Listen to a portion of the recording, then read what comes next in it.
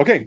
My name is Brian Berkeley. Welcome to the Cosmos Community Webinar Series. We like to do these things every Tuesday at 2 o'clock.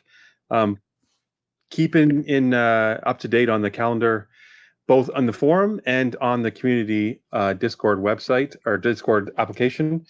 Again, we're having these every Tuesday. We're trying to have a variety of topics. If you have a topic and you're interested in presenting, let us know. If there's a topic that you're not interested in presenting, but you do want to hear about, also let us know as we fill this out. We're happy you're here, and we're happy today to be hosting Jeremy Atkins.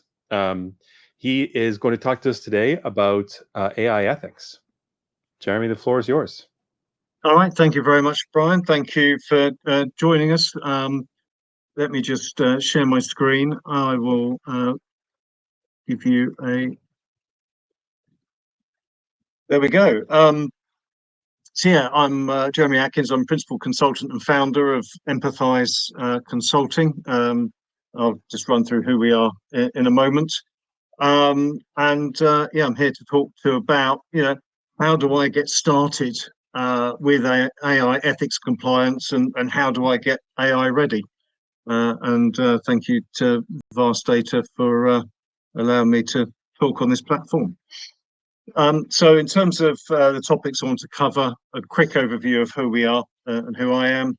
And then, yeah, in the Simon Sinek tradition, let's start with the why and why we need ethics and compliance with AI. A look at what AI harms are, what trustworthy AI is and why it's important, what the compliance landscape looks like at the moment around the world, and then what a simple AI governance structure looks like, and where to start with your AI governance. So just to kick off, we're a UK-based consultancy where we're trying to help organizations navigate functional, beneficial and ethical AI. It's an interesting topic, and one of those where there's a lot of people scratching their heads a little bit about how to get started and how to get started in the right way.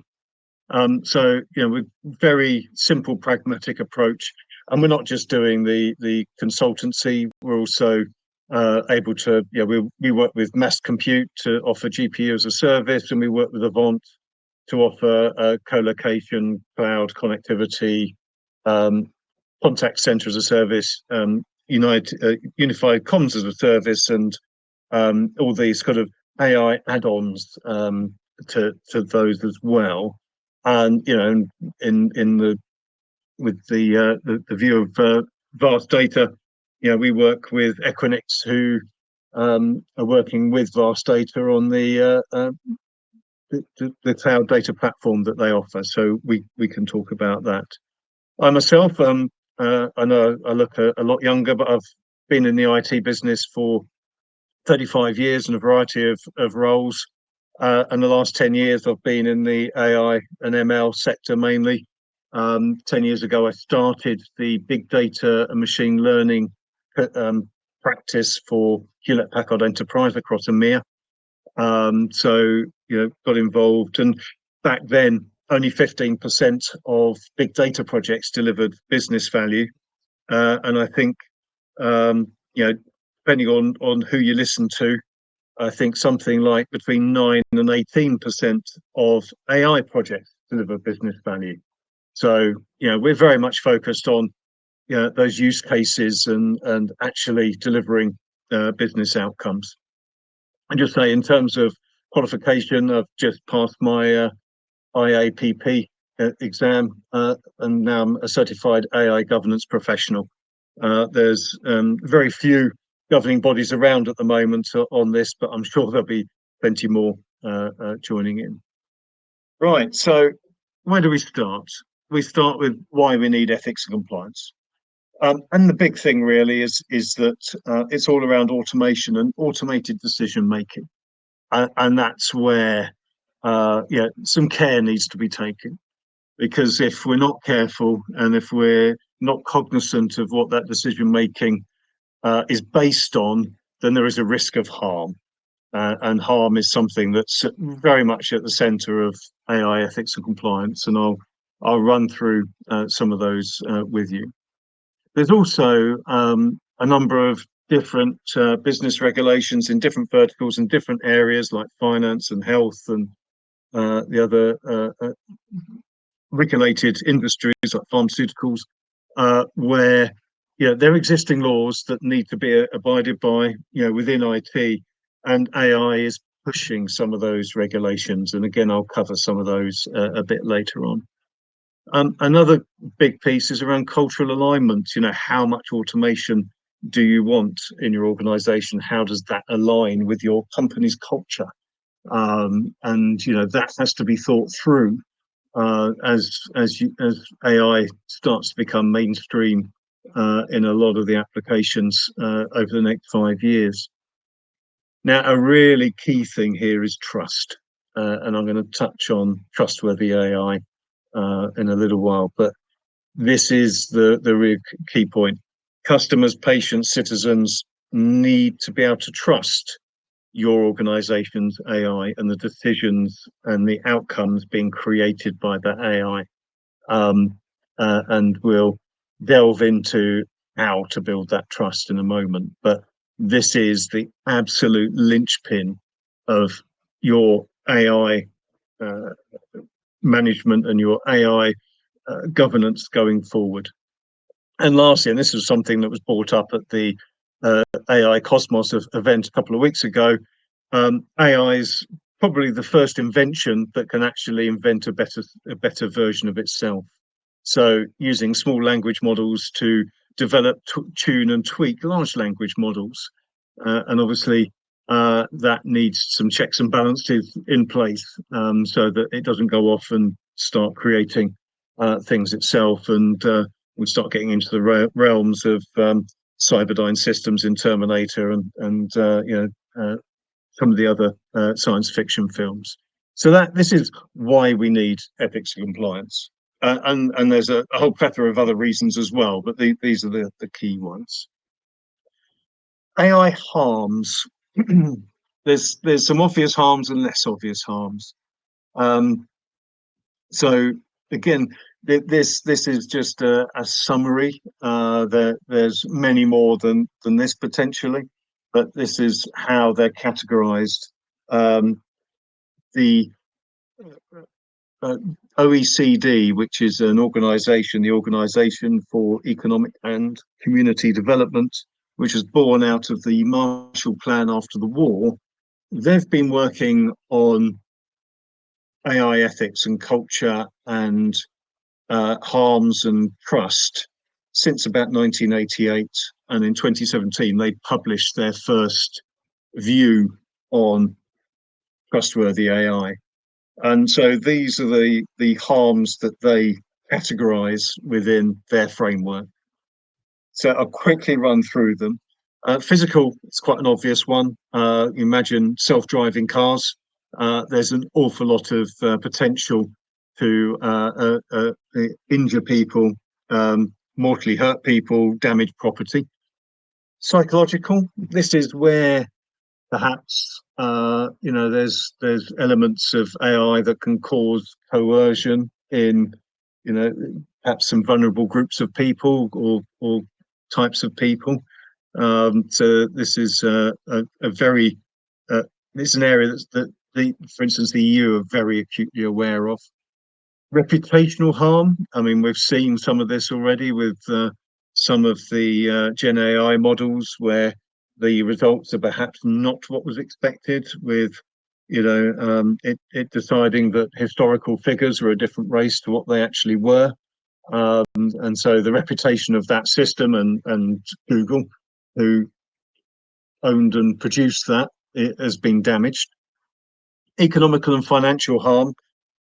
This is linked to some of the others, but if the system decides it's not going to approve loans for anybody, or it approves loans for everybody, that could cause some serious economic and financial harm, and then on the back of that cause lots of reputational harm. Environmental harm is quite an interesting one. Obviously, as you know, the AI GPUs burn a lot of electricity. The average utilization of a GPU currently is about 28%, again, depending on where you read it. But which is why NVIDIA bought Run AI, because just trying to manage the resources better with the GPU. If you've spent that money and you're burning that electricity, you really want to make sure it's being used properly. But one of the things I advocate when talking to clients is when you're building a financial return on investment calculation for an AI project, perhaps you should be looking at an environmental and sustainable one as well. You may have noticed that the likes of Amazon, Google, and Microsoft have gone extremely quiet about how they're doing on their journey to net zero. And that's because in the last year, they've been buying, installing, and spinning up GPU like there's no tomorrow. And of course, that's sending all of their net zero numbers backwards very, very quickly. The other element to this as well, which we've got to be aware of, is the lifespan of GPU.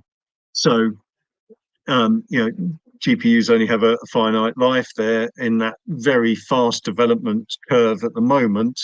So we're probably going to see lots of people replacing GPU every couple of years. So what happens to the old ones? Can they be repurposed? Can they be used? Can they be recycled? If not, that's a very big environmental impact. Public interest and societal harm. This is of acute interest at the moment with the American elections. We know that there are 3 countries that are using AI to manage social media bots and social media accounts to target vulnerable people to influence the way they vote in the election. And this is viewed as a societal harm because it is trying to change the way that society moves or changes. And then we've got the one that most people focus on, which is the human and fundamental rights, which is privacy, discrimination, and bias. And this is the one, again, it needs some very careful thought around, if you're using historical data to train a model, is that historical data the right demographic profile for your current and future customer base, for instance? Do your loan decisions, are they based on the right type of demographic and the right kind of background of people, from the past as in the future? So this is a huge topic and a huge talking point. So we've got all these harms. We've got all this automated decision making. What's the core thing? Well, customers, citizens, patients, when they're dealing with an organization, they're going to want to know that they can trust that organization is using AI in the right way. And as I mentioned, the OECD put together their guidelines for trustworthy AI. And they're these 5 key topics. So inclusive growth, sustainable development and well-being is all about making sure that AI doesn't leave big parts of the global population behind. It's got to be inclusive. It's got to help all parts of society grow and move forward and not silo or sideline anybody. Respect for the rule of law, human rights and democratic values, including fairness and privacy. That's an obvious one, but different geographies, different verticals. There's very different laws in Europe around autonomous cars than there are in the US, for instance. The whole fairness and privacy piece is absolutely key, and especially when you're thinking about what data you're using to build those models. Transparency and explainability.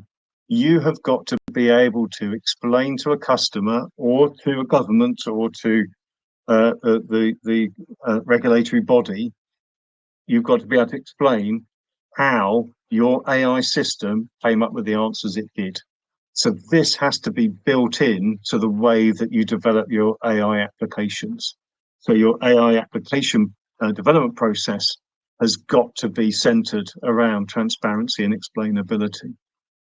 Robustness, security, and safety.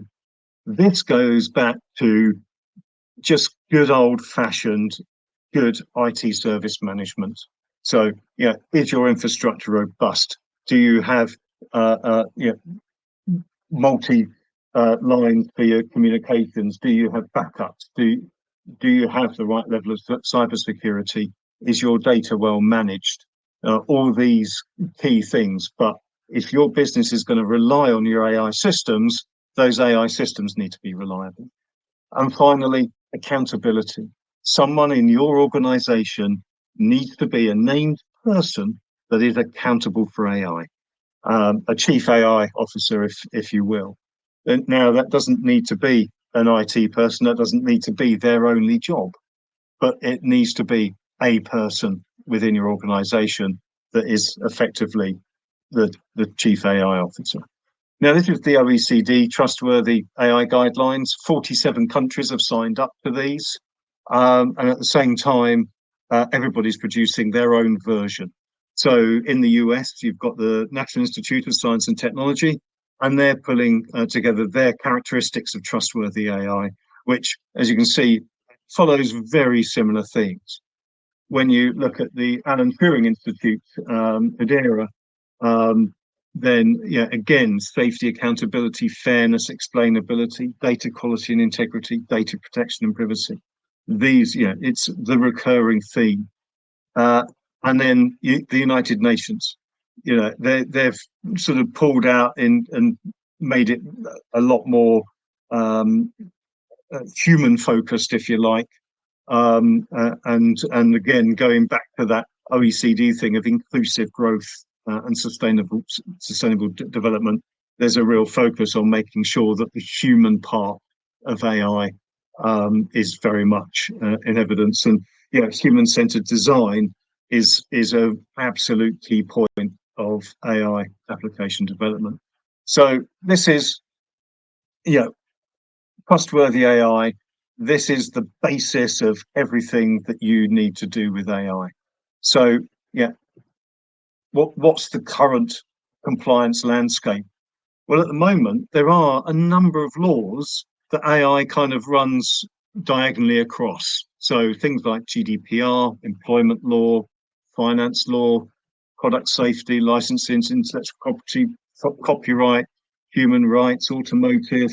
There's a whole list of laws that AI impacts, and that perhaps those laws are not robust enough for AI or don't allow for AI. So there's going to be an awful lot of scrabbling around to actually try and understand how AI impacts all these existing laws and what needs to be done to modify, strengthen, and enhance those laws. There's also some targeted AI laws, and the EU AI Act is one that came into effect in August, and I've got a lovely chart that shows all the timelines of how the different things come into being. That's the first sort of large-scale AI piece of legislation that's gone live. There are a number of other organisations and countries that are doing this. So the US have their proposed Bill of Rights. In Canada, you have the AI and Data Act. Singapore Monetary Authority have pulled together their view on how AI and finance should work together. In the UK, based on the Bletchley Park meeting last year, we've pulled together our AI regulatory principles, and and the new government's going to be working its way through and becoming a law of some kind. And even the Chinese have put together some legislation around the use of Gen AI and deep synthesis. Now, that should have gone live at the end of 23 and then in the middle of 24, but hasn't gone live yet.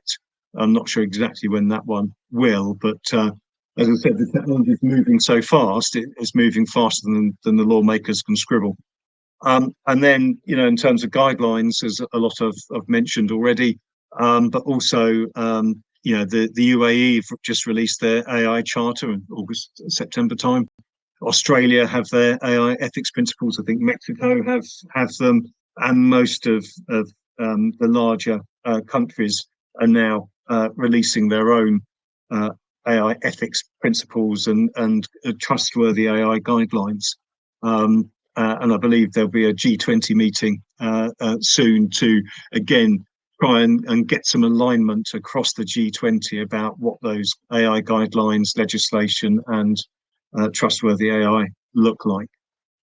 Now, just for fun and games, I've put together the beast that is the EU AI Act. It's not easy to navigate, but I've put a link on the August 24th one called the AI Act Explorer, and that allows you to navigate through the various elements. And actually, it's quite intuitive, and but basically, as of February 25, the prohibited AI systems will become prohibited. And then in August, the member states have got to be able to provide their governance structures that feed up into this. And then in August 26th, the rest of the AI Act comes into force.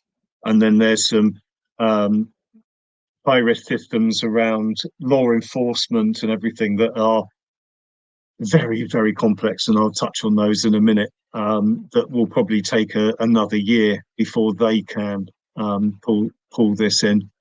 Now, at the moment, a lot of the EU AI Act does not cover systems that are already in use. However, as time goes on, those systems, every time they have a major update, will have to come into line with the EU Act. And obviously, like with GDPR, the EU AI Act does not just cover the countries that are in the EU, it covers anywhere where EU citizens may be operating or using AI, or if you are providing AI services into the EU. Now, the fines are fairly large, bigger than GDPR. So if you're using one of the prohibited AI systems in court, then you are liable for 7% of your global revenue, or 35 million euros, whichever is the greater. Another interesting one is if you are a Gen AI provider and your solution is used by bad actors for nefarious means, then you are liable to a fine of 3% of your global revenue, or 15 million euros. If you fail to provide the right information to the EU Commission, then you could be charged up to 1% of your global revenue, or 7.5 million. And then there's a couple of fines there for the states if they don't get their act together in the right time scale. So looks a bit complicated. It's a bit of an eye chart, and I apologise for that, but I'm just trying to kind of lay out what the timelines are and when things slot in, and I've tried to put the links in there so that when you can download this and have a look at that and see what applies. Obviously, those people that aren't in the EU or not dealing with the EU saying that doesn't apply to us, we're fine. But if you're in the US, then before I go on to that, the prohibited AI practices, and this, with the G20 meeting, this is probably going to spread worldwide. But basically, it's 8 categories that subliminal or manipulative techniques to distort a person's behaviour, targeting people that are a little bit vulnerable. Exploiting people due to their social or economic or other situation, evaluating people based on their social behaviour. So, for instance, you can't have let's say a bank loan system that takes a number of different CCTV feeds or social profiling feeds that say, we're not going to give you a loan because you spend 3 hours in the pub every night. That's not going to be allowed. Making risk assessments of persons to assess or predict the likeliness of committing a crime. So you think of the Tom Cruise film of Minority Report, where they had the pre-crime people that could predict who was going to commit what crime. We're not allowed to do that, but there are some exceptions. The untargeted scraping of CCTV and video images to expand facial recognition databases. That's just, people gathering pictures of people's faces and labeling them so that they can use that for other purposes later on is not going to be allowed. Understanding emotions in the workplace, or education, unless it's for medical or safety reasons. Now, this is an interesting one, and actually a friend of mine has an AI service in the building industry in the UK where actually they do monitor for behaviour in case people are showing signs of depression, because that's quite a big problem in the building industry. So because that's for medical and safety reason, that should be okay. But that's just going to be a high risk system, so will need to be independently assessed and signed off.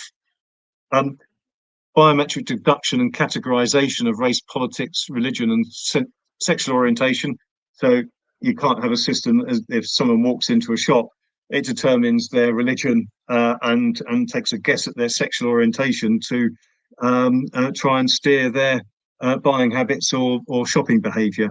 That's not going to be allowed.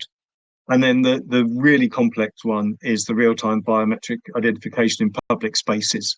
And unless it's law enforcement and there is a specific threat of abduction or injury or trafficking, and the crime that is going to be committed is, has a minimum of 4-year prison sentence.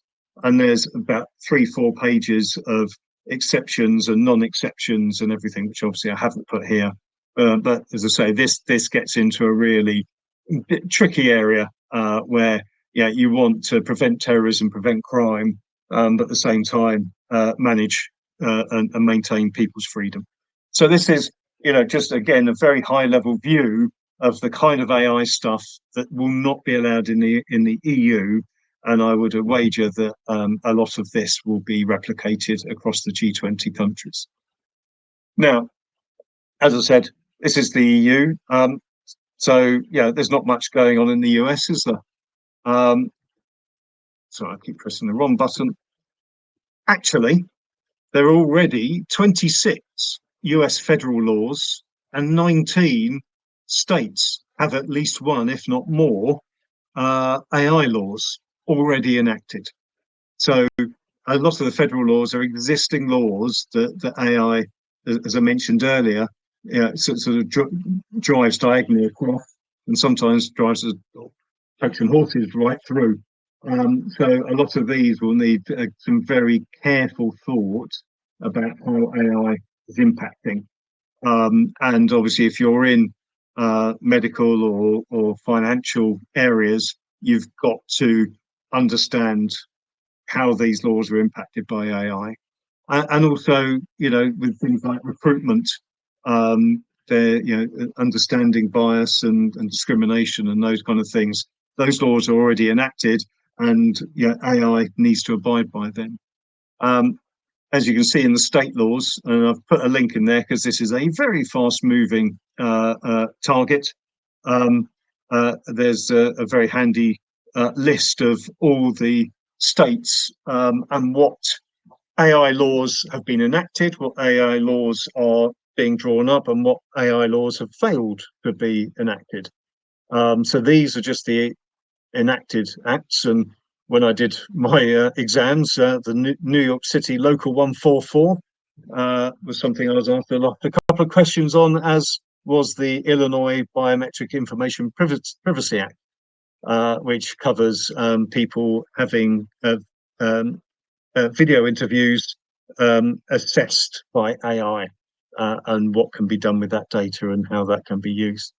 And as it said, there's the proposed Bill of Rights that's coming out of the White House, as well as the Biden administration producing their executive order on safe, secure and trustworthy AI. So there's a lot of things relating to NIST in there, the National Institute of Science and Technology, but also, what agencies are allowed to use Gen AI, for example. And there's over 20 more bills in the current Congress, the 118th Congress. So again, I've put a link in there just so you can see the kind of thing that's going through Congress at the moment, the kind of acts that are being talked about and looking at being made law. So this is just a snapshot of the US. Every other country has probably got a very similar thing. In the UK, again, all our copyright, patents, and the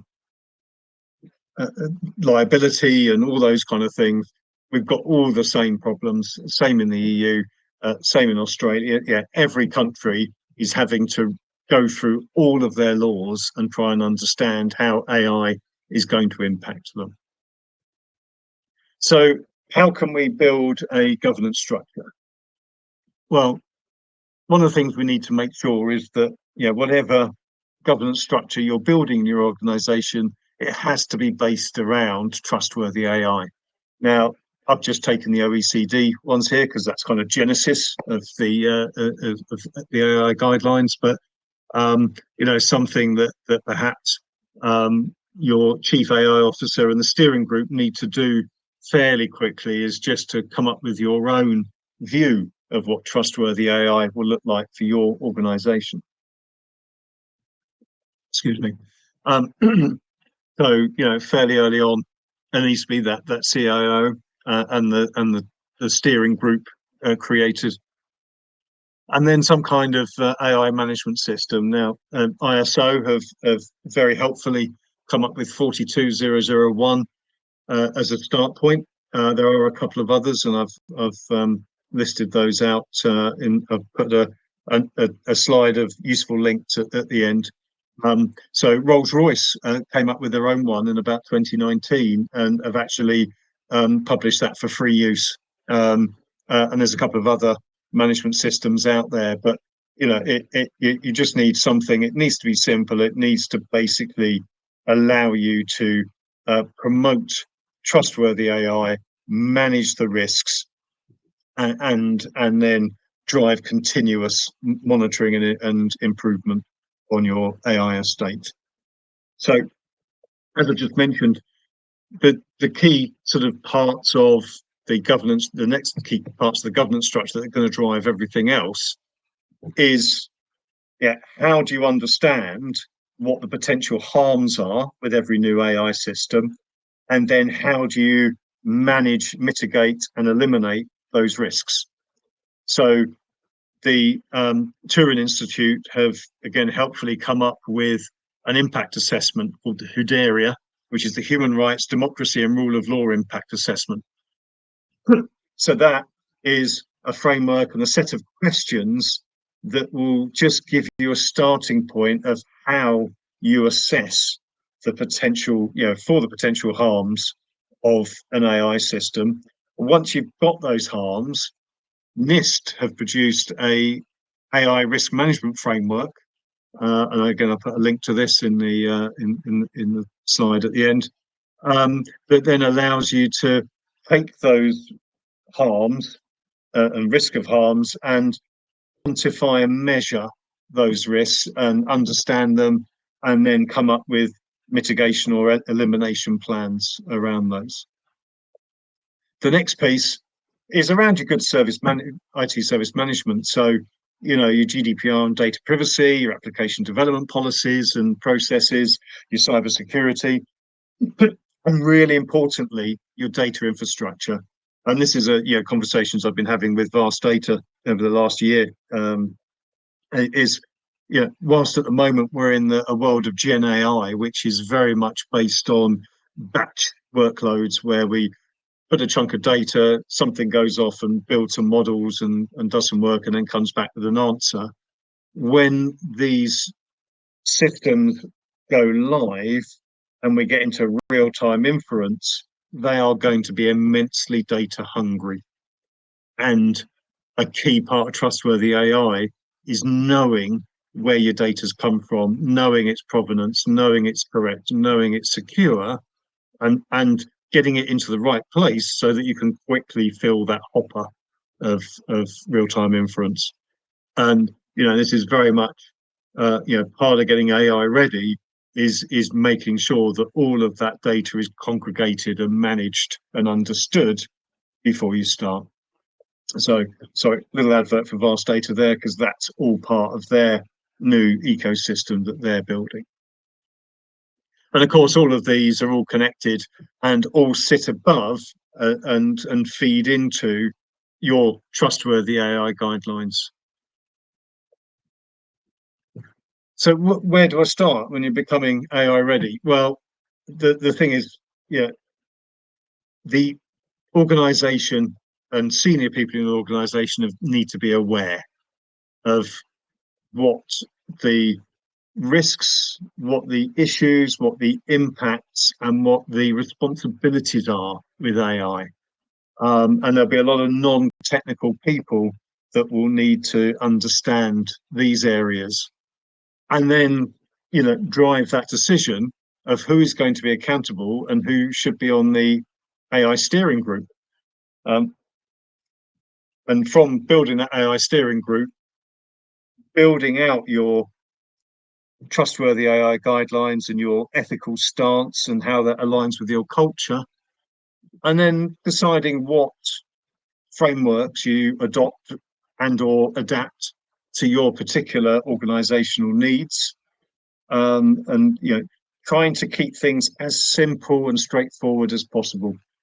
One of the real dangers we've got here is that the balance between risk, innovation, and compliance is a very delicate one.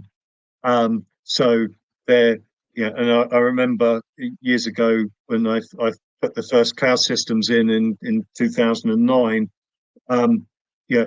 trying to decide where data was kept and what the risks were and how data moved.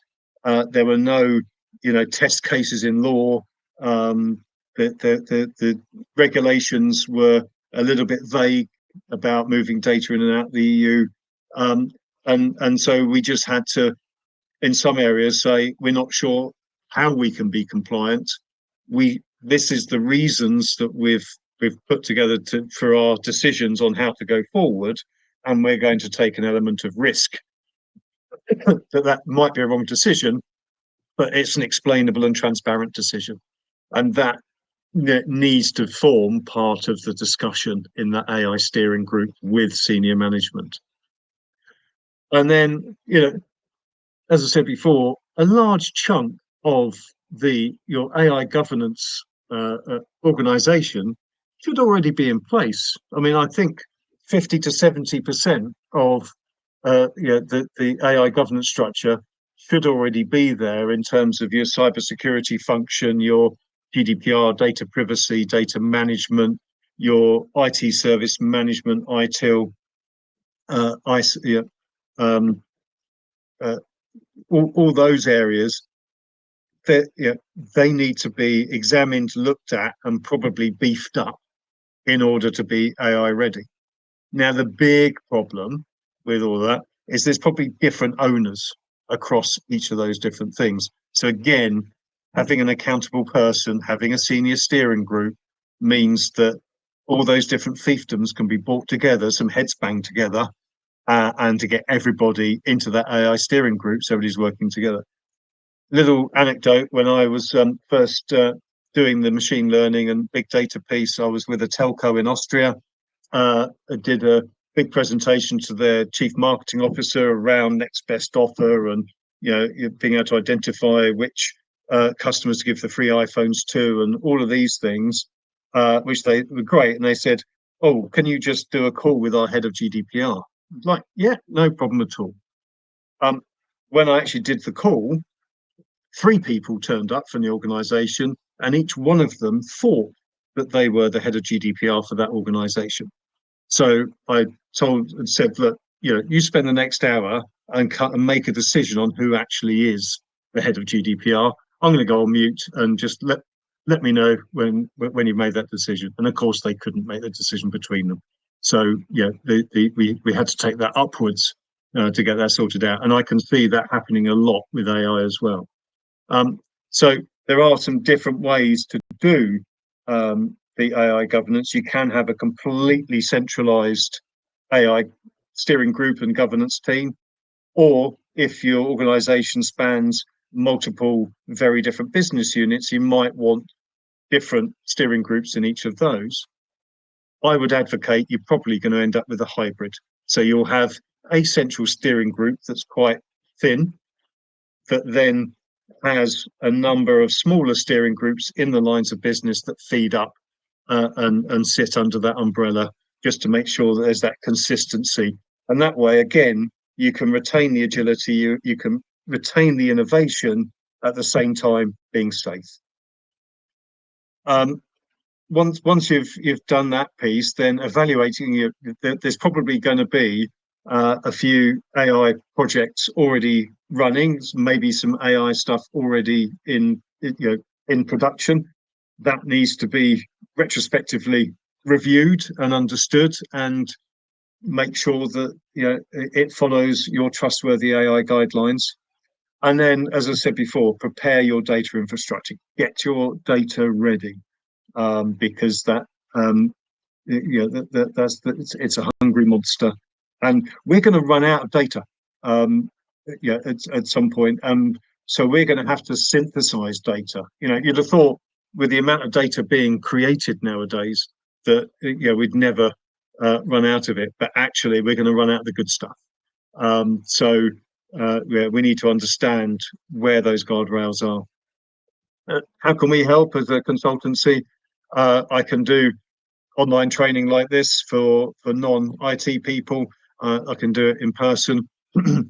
Once there's a cohort of people that are interested, then doing a day's training and workshop, or a couple of days, to try and get that beginnings of the governance structure in place, so that everybody understands their roles and responsibilities, and understands what's there, where the gaps are, what needs to be worked on, and helping with that functional analysis of the as is and the to be, and where your maturity is. We can help with that, and the development of your governance structure and processes. So in summary, AI can be harmful because it's automated. There needs to be human in the loop as part of trustworthy AI. At the moment, the technology is outpacing legislator, but the legislation is growing and maturing. And I think, because people won't want to reinvent the wheel, there'll be a lot of similarities across geographies. Trust will be the key competitive driver.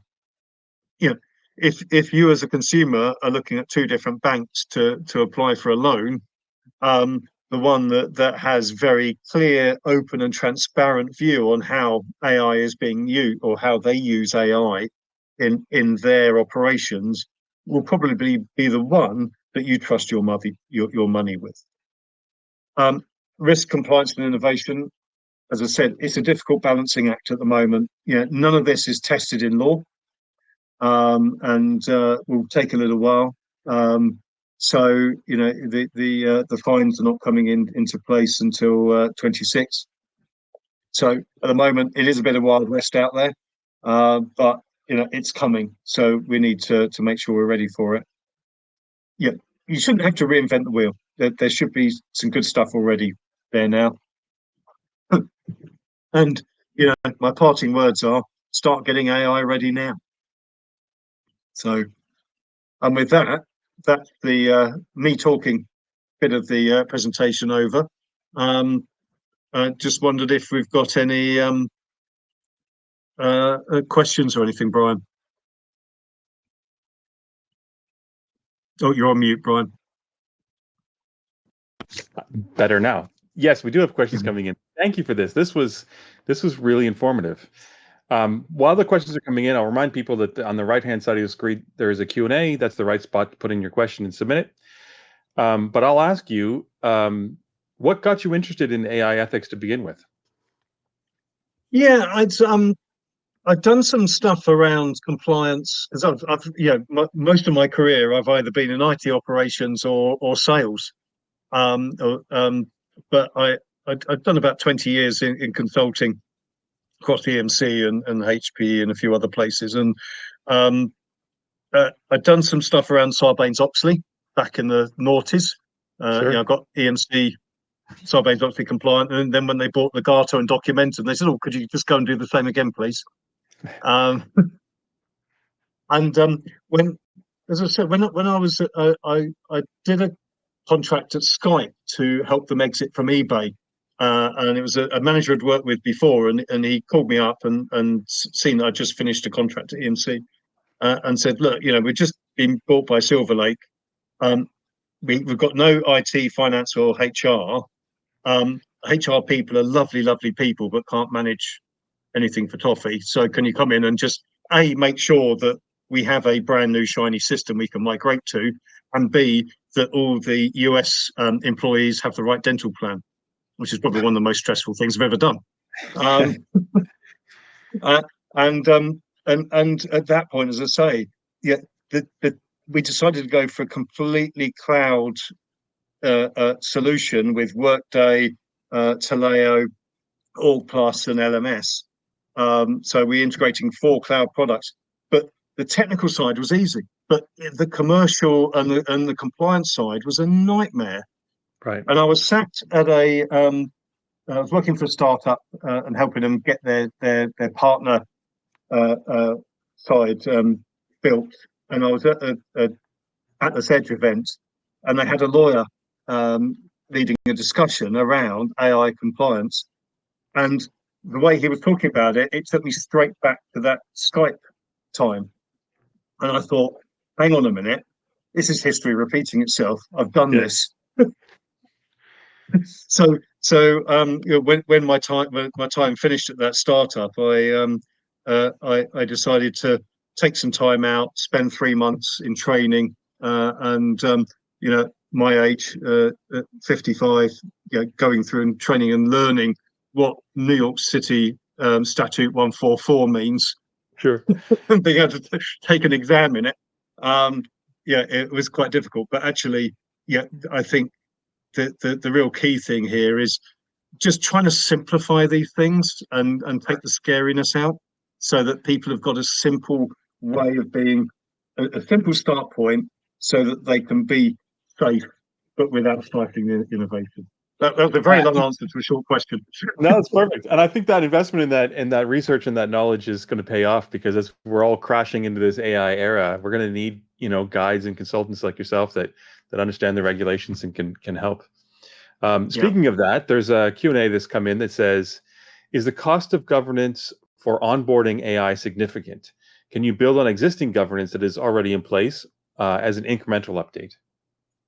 Yeah, I think, as I say, most organizations should be 70% of the way there. If they've got good GDPR, data privacy, cybersecurity, risk management in place, then don't reinvent the wheel. Just, add a thin veneer of AI over the top. As I say, the data side of it's probably the scariest bit, because there's new ways that people can ruin your day. You can get bad actors can put bad data injection into your models. They can remove data from your models. They can change data to influence the results. So just the whole life cycle of your data has got to be carefully managed in a much more rigid way than now. But yeah, absolutely. As I say, just trying to have the minimum in place to keep you safe. And there's so much stuff appearing you can just use off the shelf now. As I say, the Sure. ISO the ISO standard isn't a legal standard, but it's a nice simple framework. So buy that framework, or there's a few other frameworks available. The Rolls-Royce one's free. It's a good start point. Take that and say, okay, this bit's useful, that bit we don't need yet. Let's not worry about it. Let's just put that bare bones in place, because it's going to take 2 years for this to really build up. Yeah.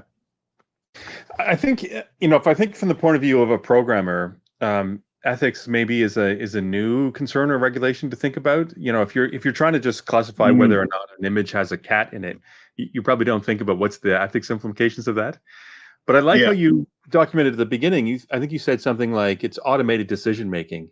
And the way I interpret that is like once you start doing automated decision making using the AI to make decisions, you're crossing ethics whether you like it or not. yeah, And that's the time when you really want to make sure that you have a good governance and good policies in place. What do you think about that?